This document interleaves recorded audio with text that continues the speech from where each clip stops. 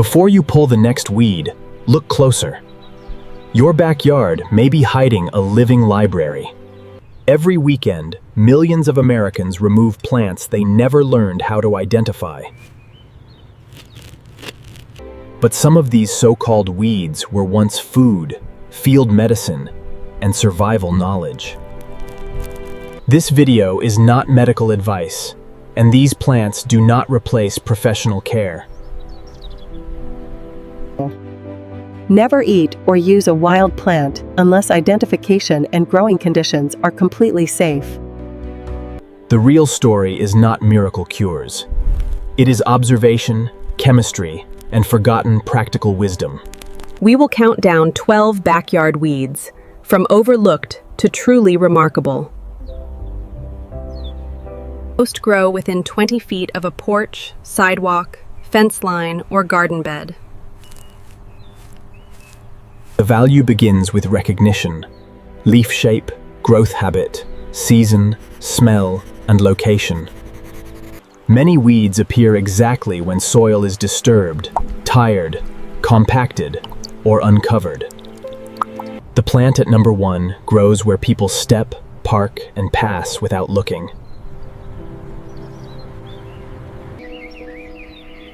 Let's begin with a small purple flower, and most homeowners never suspect is useful. Number 12 is wild violet, a quiet plant hiding under shade trees and fence lines. It thrives where grass struggles, especially in cool, moist corners of the yard. The first practical clue is the leaf. Heart-shaped, low-growing, soft, and slightly rounded. For beginners, learning visual identification is more valuable than memorizing dramatic claims. Historically, violet leaves and flowers appeared in spring foods, teas, and gentle folk preparations. Its strength is not intensity. Violet is remembered for softness, moisture, and soothing traditions. Violets contain mucilage and plant compounds that help explain their calming reputation. If used as food, they must come from clean soil with no chemical lawn treatment. Young leaves and flowers are edible when correctly identified, often used in salads or simple syrups. The practical lesson is simple. Beautiful does not always mean safe, and wild does not always mean dangerous. In the garden, violet can protect bare soil and support early pollinators.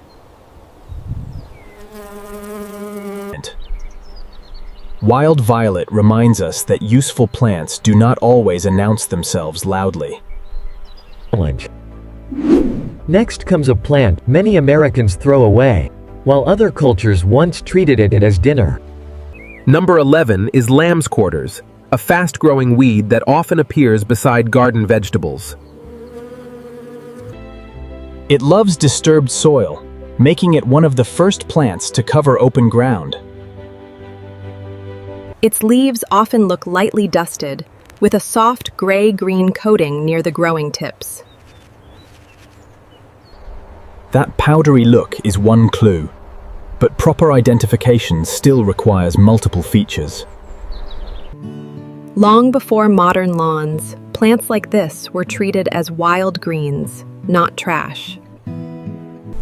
In a garden, lamb's quarters can signal fertile, recently disturbed soil rich in nitrogen. When correctly identified and harvested young, it has been cooked like spinach in many kitchens. A practical use is simple. Cook young leaves briefly, the same way you would tender greens. But older plants become tougher, stronger tasting, and less pleasant as food. Like several wild greens, it contains oxalates, so moderation matters for sensitive people. The goal is not letting weeds take over. It is learning what each plant tells you. Lamb's quarters teaches a practical skill. Read weeds as messages from the soil. The next weed is not famous for strength, but for a texture people once valued. Number 10 is common mallow, a soft-leaved weed many people step over daily. Look for rounded leaves, low growth, and small flowers with delicate purple lines. Mallow often appears in neglected edges, where soil is compacted but still holds moisture. Its traditional value comes from mucilage, a slippery plant substance that feels naturally soothing. That texture explains why mallow was used historically for gentle, calming preparations. This is support knowledge, not emergency medicine, and never a substitute for care. A common folk preparation was a gentle infusion, especially when people wanted something mild. Some delicate plant textures are better preserved with patience instead of aggressive boiling. In food traditions, mallow can add a gentle thickness to soups and stews. In the yard, it also protects bare patches and adds quiet diversity near edges. Never harvest from roadsides, sprayed lawns, industrial edges, or places pets frequent. Mallow's lesson is simple. Some useful plants work by gentleness, not force. Now we move to a plant that announces itself by clinging to everything. Number 9 is cleavers, the sticky weed that grabs your clothes as you pass. It grows fast in spring, using other plants for support without becoming woody. Identification begins with whorled leaves and square, clinging stems covered in tiny hooks. Those hooks make it annoying, but they also make it unforgettable once recognized. European folk traditions associated cleavers with spring cleansing and the body's fluid pathways. Modern viewers should hear that as tradition, not as a promise to treat disease. A practical folk method is cold steeping, because many green spring compounds dislike heat. The result is mild, green, and subtle, more like garden water than strong tea. In the garden, cleavers often signals moist, fertile places where spring growth explodes. Never rely on one feature. Compare stem shape, leaf pattern, growth habit, and season. For beginners, photographing before picking is smarter than rushing to harvest. Cleavers teaches a practical rule. Irritation is often the first doorway to curiosity. The next plant carries one of the boldest names in backyard herbal history. Number 8 is self-heal, a small purple plant with a name people remember.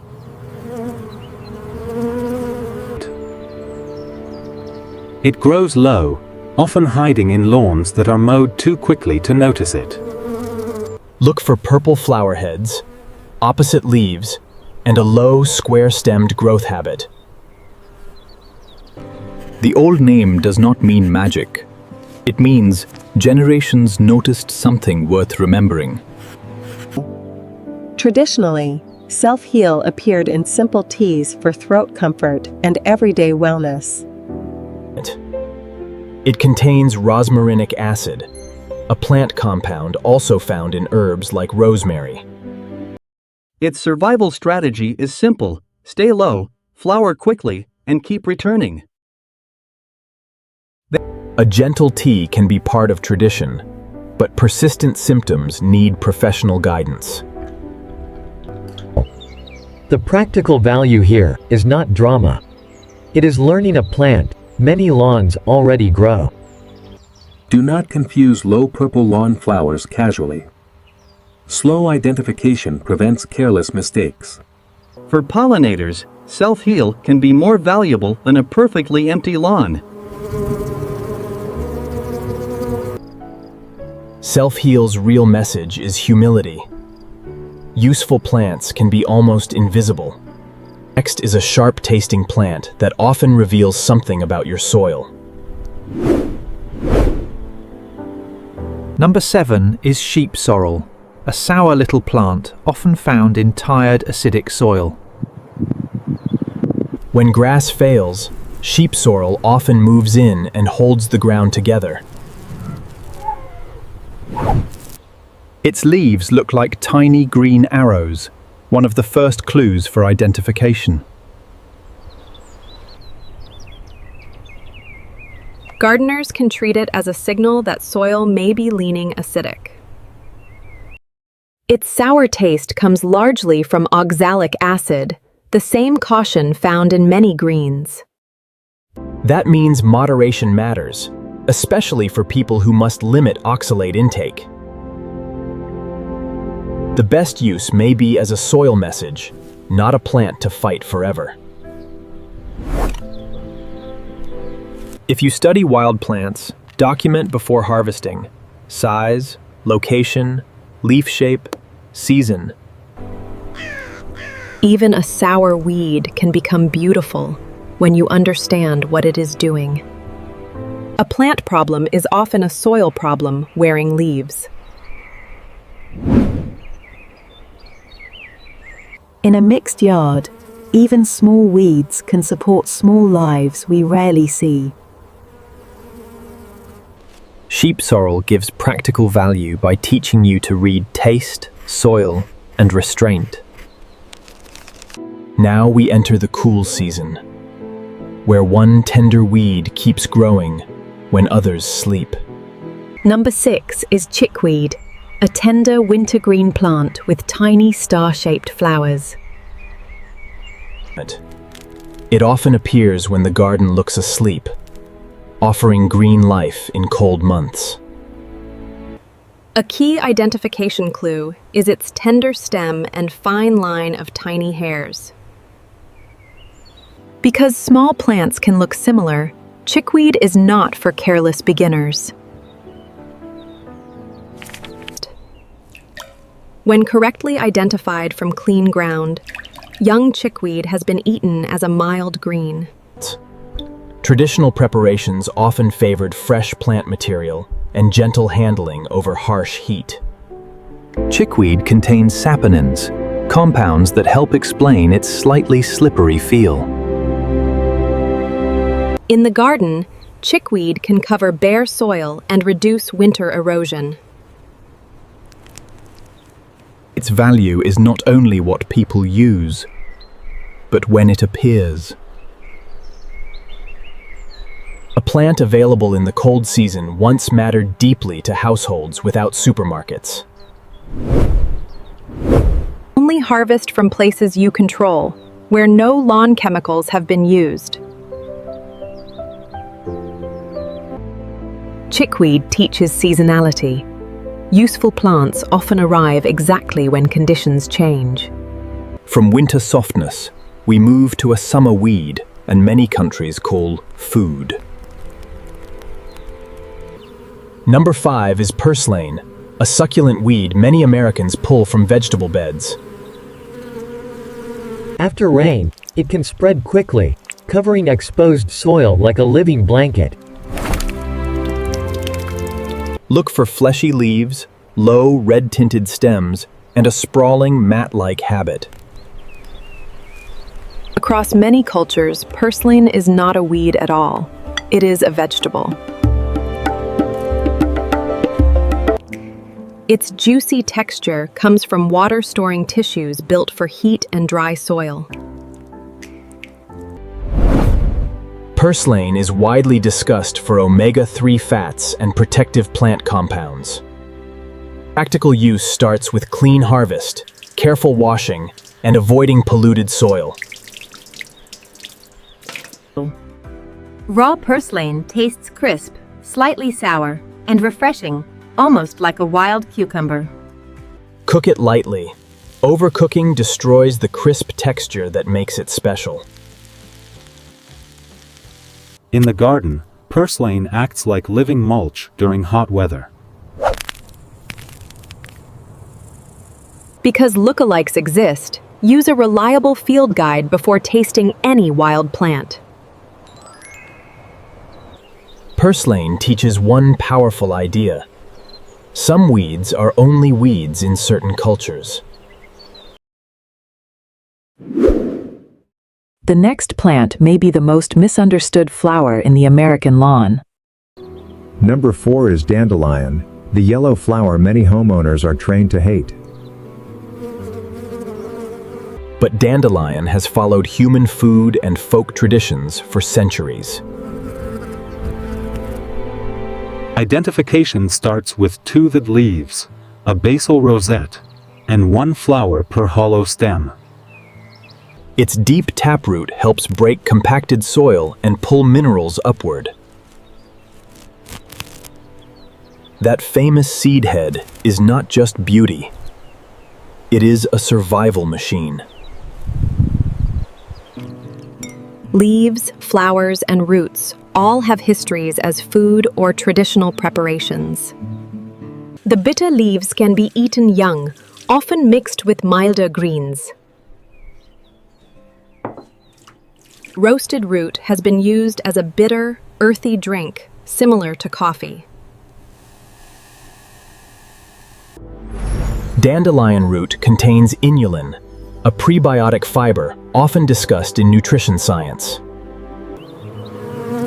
For early pollinators, dandelions can be important when few flowers are open. Practical gardening does not require surrendering the lawn. It requires smarter zones. Dandelion asks a hard question. Are we fighting the plant, or the idea of imperfection? The next plant demands respect before it allows anyone close. Number 3 is stinging nettle, a plant with armor you can actually feel. Those tiny hairs are why bare hands should never casually grab this plant.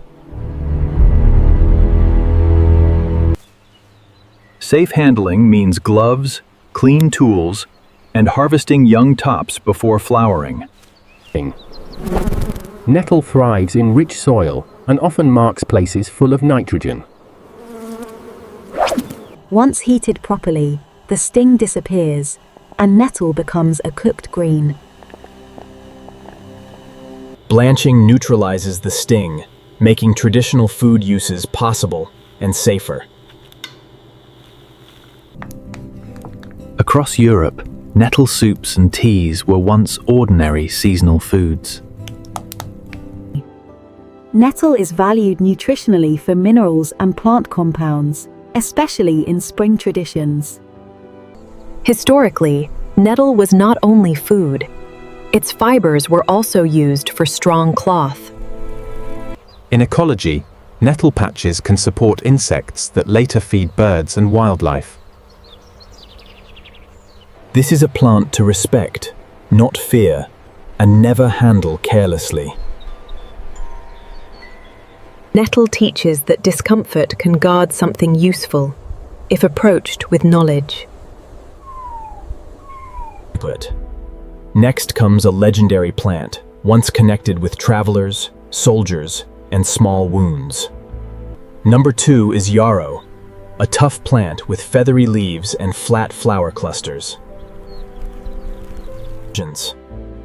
It handles dry soil, sun, and neglect better than many cultivated flowers. The leaves look almost fern-like, one of yarrow's strongest identification clues. Yarrow has a long reputation in folk traditions connected to travel and field care. Its aromatic bitterness comes from volatile oils, flavonoids, tannins, and other plant compounds. Those compounds help explain why yarrow was traditionally used in minor external care. For storage, dried herbs need darkness, dryness, and clear labeling to prevent confusion. Covered steeping helps preserve aromatic compounds that escape with steam. In the garden, Yarrow attracts beneficial insects and tolerates difficult sunny places. Some people should avoid yarrow, especially with allergies, pregnancy, or medication concerns. For a working garden, yarrow can be more than pretty. It can recruit allies. Yarrow teaches preparation. The right plant, handled correctly, matters more than folklore alone. Now we reach number 1, the plant people step on without ever seeing. Number 1 is plantain, not the banana, but the weed under your feet. It grows where soil is compacted, where other plants struggle to breathe. The parallel veins are a key clue, running like tiny cables through the leaf. Different plantain species exist, but many share the same tough, ground-hugging habit. In folk traditions, plantain was often called a field helper for everyday skin troubles. It contains compounds such as allantoin, aucubin, tannins, and soothing plant mucilage. Practical use begins with clean harvest, correct identification, and avoiding contaminated ground. Traditionally, crushed leaves were used externally for minor bites and irritated skin. Its presence tells a gardener where soil is tight, walked on, and needing air. Instead of only pulling it, ask why that soil invited it. The most practical skill is not harvesting. It is noticing accurately. Plantain wins because it is common, resilient, recognizable, and deeply connected to human paths. Sometimes the most useful lesson is not hidden in the forest, but underfoot.